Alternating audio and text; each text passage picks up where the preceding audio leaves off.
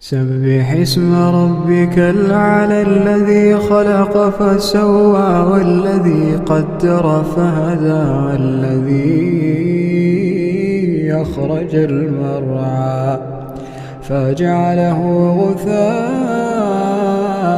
نحوا سنقرئك فلا تنسى إلا ما شاء الله إنه يعلم الجهر وما يخفى